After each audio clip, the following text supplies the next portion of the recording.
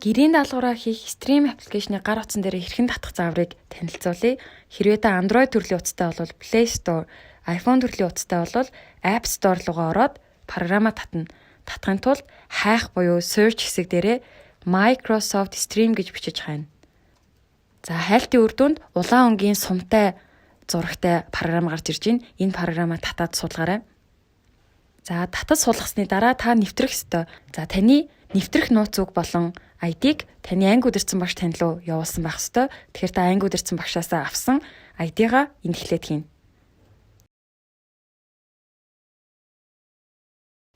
За өөрийн ID-г оруулсны дараа нууц үгээ хийх ёстой байгаа.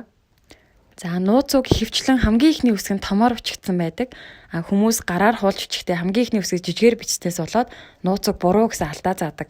Тийм учраас багшийнхаа явуулсан нууц үгийг аль болох тэр чигт нь хуулаад буюу copy paste хийгээд яг энэ нууц үг хэсэг дээрээ оруулвал алдаа заахгүй байх магадлал өндөр байгаа. Хэрвээ гараар бичиж байгаа бол том жижиг үсэг тоог маш сайн анхаарч бичээрэй. Хэрвээ таны нууц үг алдаа заагаад нэвтэж орж чадахгүй байгаа нөхцөлд та гэгээ боловсролын төвийн пэйж утас руу хандан нууц үгээ шинжилүүлэх боломжтой.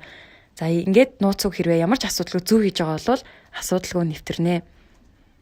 За хамгийн ихний нүүрэн дээр таны сурж байгаа шатны номууд тань дээр видео хэлбэрээр харагдах ёстой. Хэрвээ та 2 ба түүнээс дээш шат сууж байгаа бол танд 2 болон түүнээс дээш шатны номнууд холилдож харагдаж байгаа.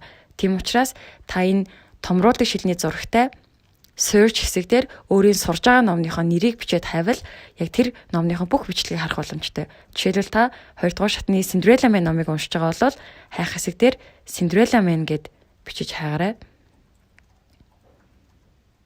За ингээд Cinderella Man номны хэсгүүд гарч байгаа. Өнөөдөр хичээлээр яг аль хэсгийг уншсан бэ? Тэр хэсгээ нээгээд сонсноо гэсэн үг.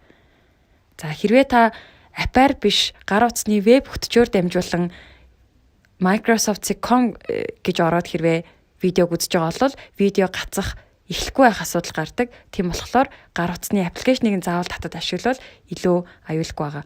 За мөн заримдаа гар утсаар алдаа заагаад нийтийн хурд удаан байна гэд видео гацах тохиолдол гардаг. Энэ нөхцөлд програмаа тэр чигт нь хаагаад за энэний дараа програм руугаа дахин шинээр орж үзээрэй. За баярлалаа.